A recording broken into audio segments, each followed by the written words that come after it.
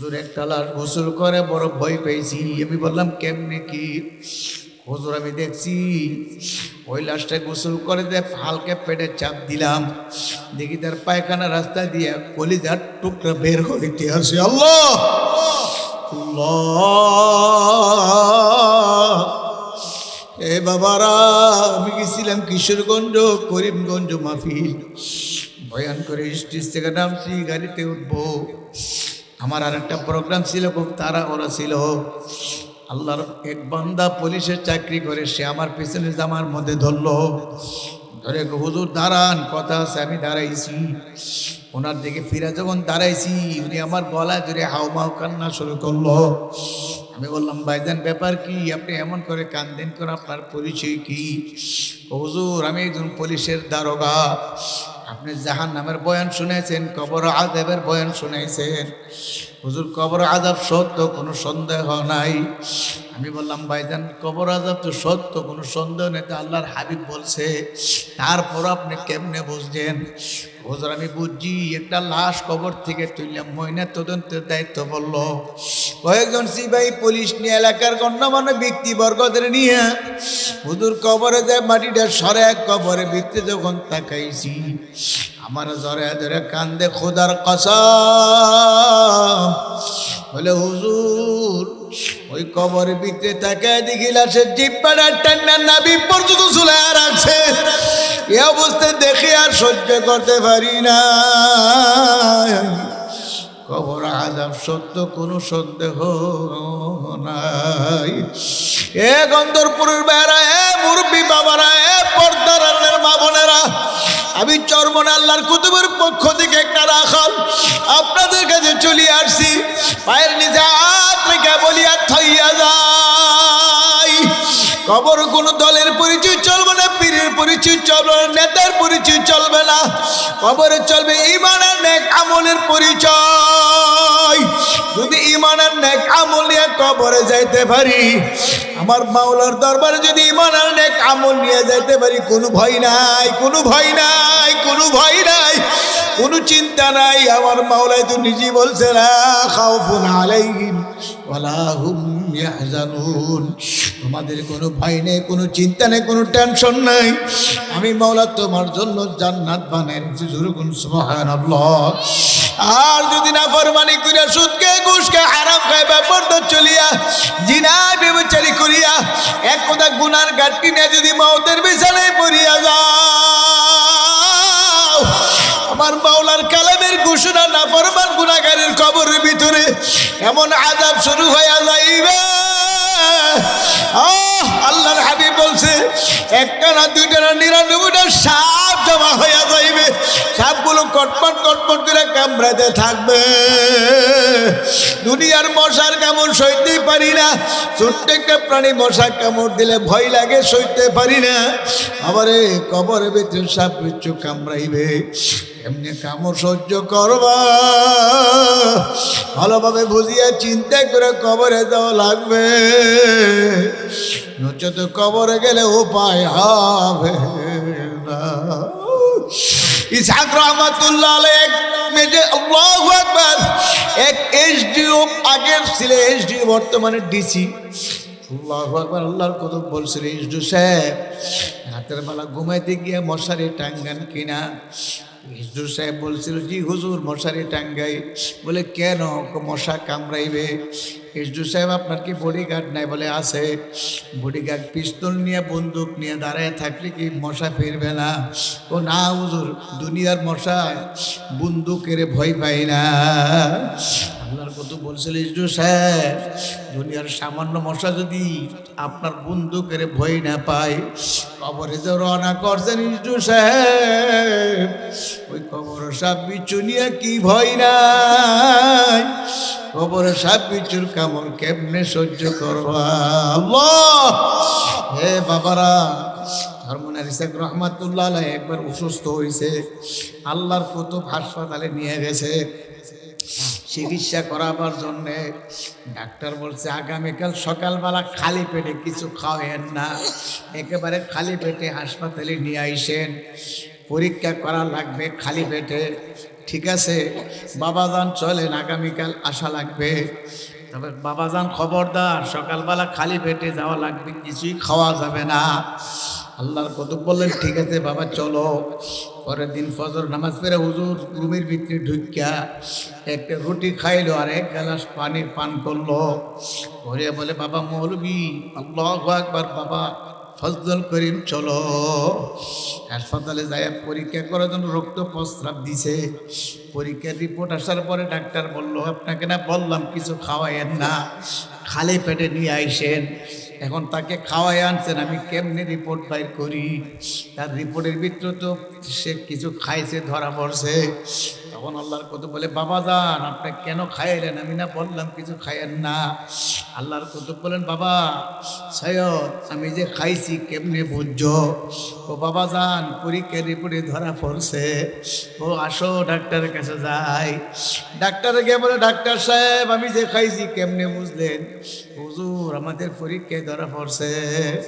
আল্লাহর কুতুব বলে ডাক্তার সাহেব দুনিয়ার মানুষের বানানো হাতের বানানো মেশিন দিয়া আপনি আমার একটু রক্ত প্রস্রাব পায়খানা পরীক্ষা করছেন, এটি ধরা পড়ছে আমি কি খাইছি না খাইছি দুনিয়ার কেউ দেখে নাই।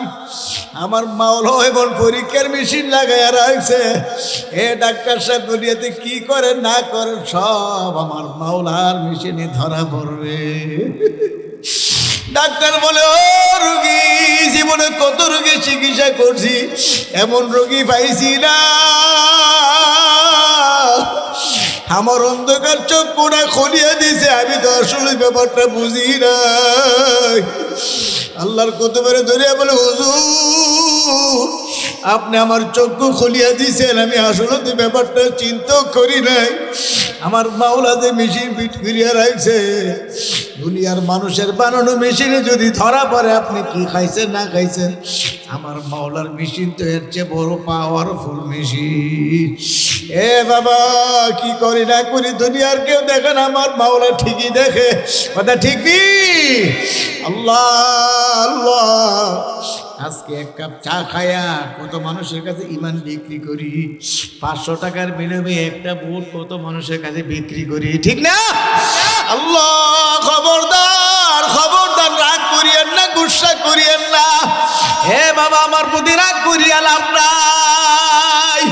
আজকে দেখা যায় বুট একটা বিক্রি করে 10 জনের কাছে 5 জনের কাছে 500 টাকা 1000 টাকা 1500 টাকার বিনিময়ে বাবারে বিক্রি হয়ে যাও। খবরদার হাতে ভেদুরিয়ে বলিয়া থইয়া যায়, রাগ করিও না বাবা।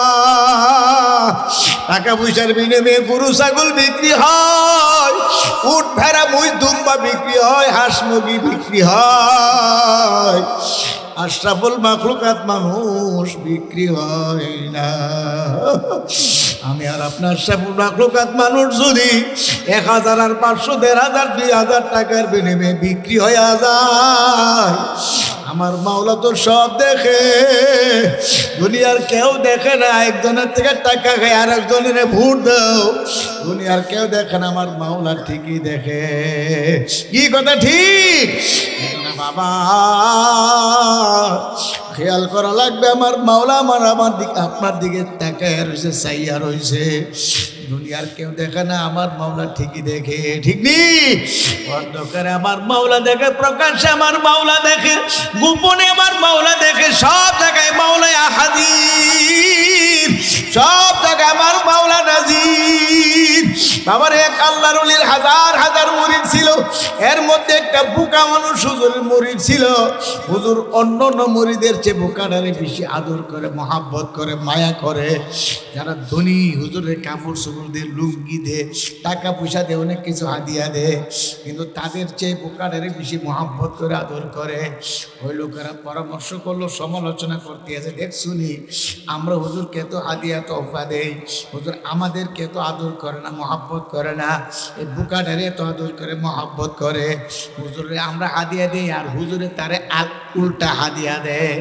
আল্লাহ আল্লাহ। নরসিংদীর একটা দরবেশ আছে, নরসিংদীর তালেব দরবেশ, চরমনার মরহুম আল্লাহর কুতুবের কাছে মুসাফা করলে আল্লাহর কুতুব দেখছে তালেব দরবেশ ঢুকছে দরজা দিয়া, হুজুর পকেটের মধ্যে হাত দিত, দিয়া যা যতই উঠতো ওইটা হুজুরের হাতে রাখতো। তলেব দরবেশ যখন মুসাফা করতো হুজুর এটা তারা দিতে খরচ কইর। আল্লাহু আকবার।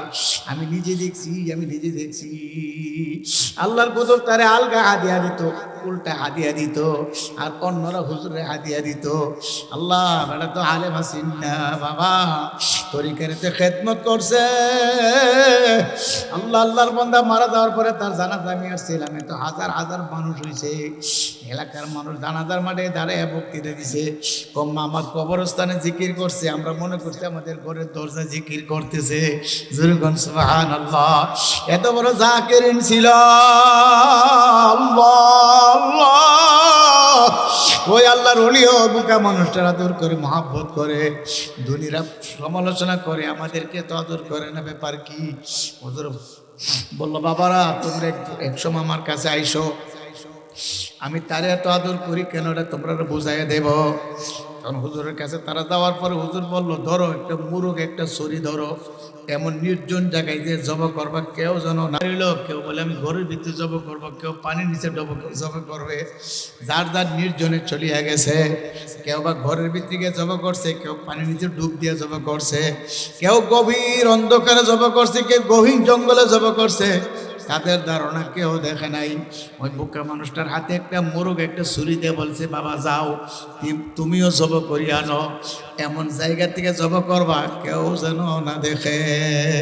সেও জব করতে গিয়ে চেষ্টা করলো, জব করলো না, জিন্দা মুরগি নিয়ে হাজির হয়ে গেল, অন্যরা জবকৃত মুরগ নিয়ে হাজির হয়ে গেল। তখন হুজুর বলল বাবা কিভাবে জব করছো? হুজুর পানির নিচে ডুব দিয়া, কেউ বলে হুজুর গহীন জঙ্গলে জব করছি, কেউ বলে হুজুর ঘরের ভিতর ঢুকা জব করছি, কেউ দেখে নাই। আল্লাহর কুতুব বলে বাবা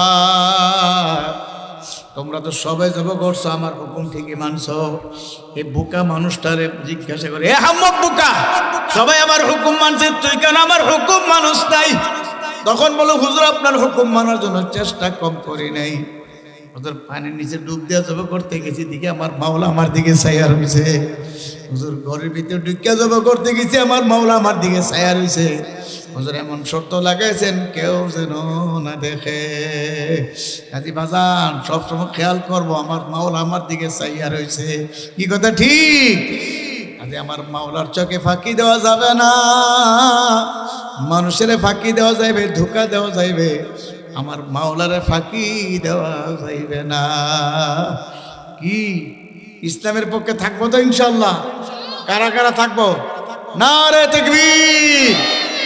আমাদেরকে আল্লাহ ইসলামের পক্ষে থাকার তৌফিক দান করুন। আমিন।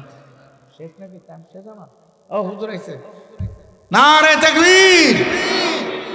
নুরি সাহেব হুজুরের আগমন। আল্লাহ তাআলা হায়াতে বরকত দান করুন।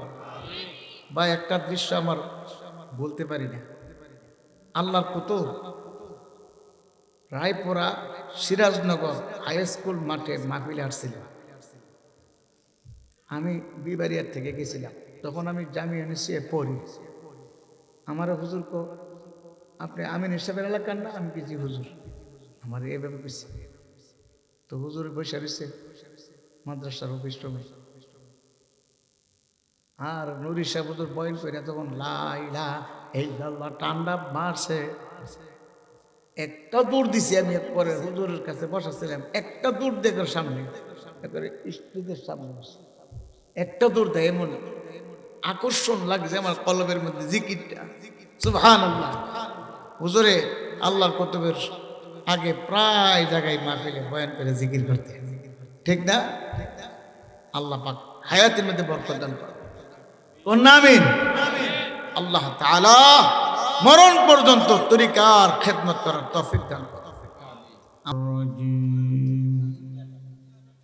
বিসমিল্লাহির রহমানির রহিম।